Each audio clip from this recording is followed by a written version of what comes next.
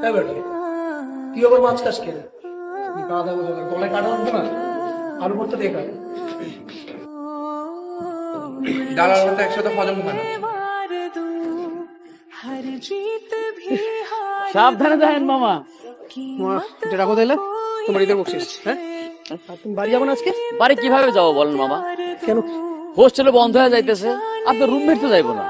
কিরকম সাইকো দেখছেন? ঈদ আইছে এখনো বাড়ি না যাদের এখানেই পড়তে হইবে। আমার কথাটা মানেন, ভিতরে যান, ঘরটা ধাক্কা দিয়ে বাইর করে দেন। আপনার মতো আমিও রাগ করছিলাম, কিন্তু কিছু করার নাই। এতিমখানায় মানুষ হয়েছে, ঈদে যাইবো কই? কি বললেন? হ, যাওয়ার জায়গা নাই।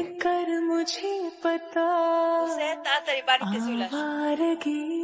बन गए हाँ हंसी बन गए हाँ नमी बन गए